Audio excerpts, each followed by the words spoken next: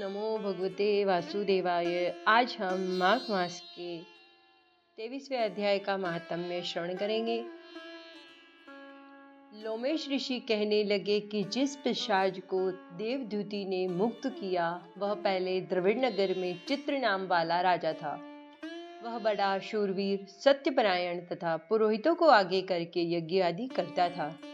दक्षिण दिशा में उसका राज्य था और उसके कोष धन से भरे हुए थे। उसके पास बहुत से हाथी, घोड़े, रथ थे। वह अत्यंत शोभा को प्राप्त होता था। बहुत सी स्त्रियों के साथ क्रीड़ा करता था और अनेक यज्ञ उसने किए थे।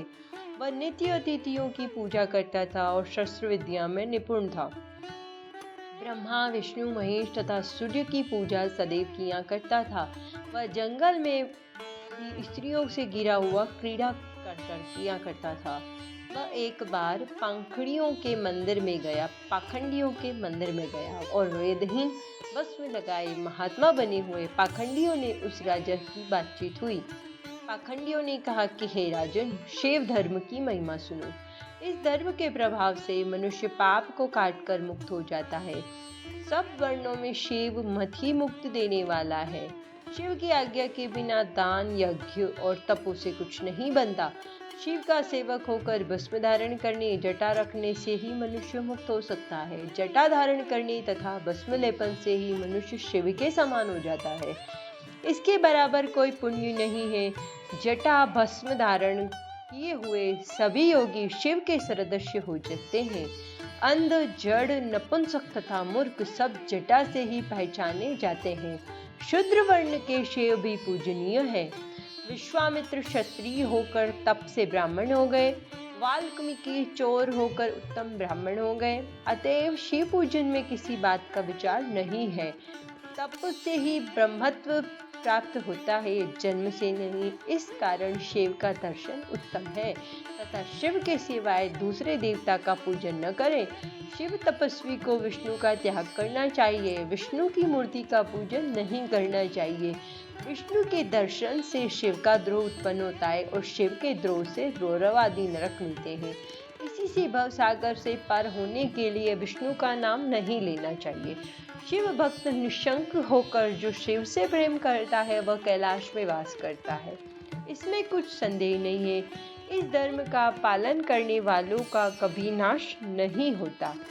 इस पाखंडी के ऐसे वचन सुनकर राजा ने मोह में आकर उनका धर्म ग्रहण कर लिया। वैदिक धर्म को त्याग दिया। वह श्रुति, स्मृति और ब्राह्मणों की निंदा करने लगा। उसने अपने घर के अग्निहोत्र को बुझा दिया और स्वयं धर्म के कार्य बंद कर दिए।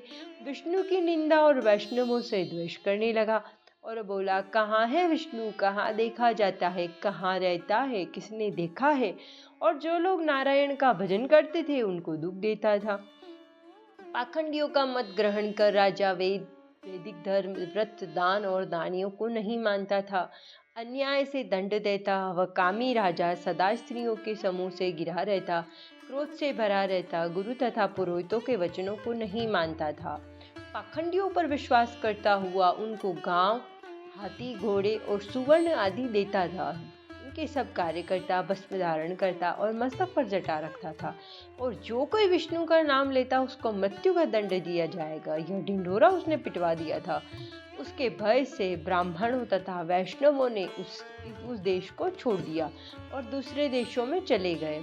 सारे देशवासी केवल नदी के जल से जीते थे। जीविका से दुखी होकर वृक्ष आदि नहीं लगाते थे, न ही खेती बाड़ी करते थे। प्रजा अन्न के अभाव से सड़ा गला अन्न भी खा लेती थी। आचार, विचार, अग्नि क्रिया सबको छोड़कर काल रूप की तरह वह राजा शासन करता था।